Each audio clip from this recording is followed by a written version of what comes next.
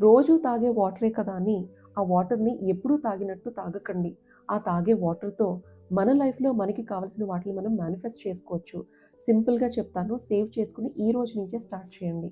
ఒక గ్లాస్‌లో వాటర్ తీసుకొని ఒక్క క్షణం ఆగి మీ ఇంటెన్షన్ లేదా మీ కోరికను ఇలా చెప్పండి. I finish what I start today. నేను ఈరోజు ఏం స్టార్ట్ చేస్తానో అది తప్పకుండా ఫినిష్ చేసి తీరుతాను. లేదా I attract the right opportunities today. అంటే నేను ఈరోజు సరైన ఆపర్చునిటీస్‌ని అట్రాక్ట్ చేస్తున్నాను.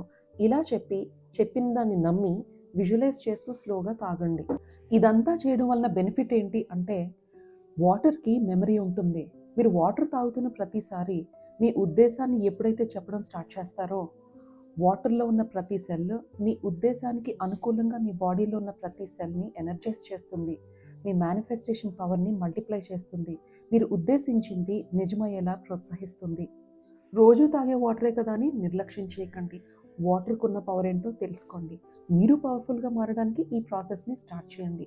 మరి మంచి ఏదైనా జరిగితే పోస్ట్ చేయడం మర్చిపోకండి.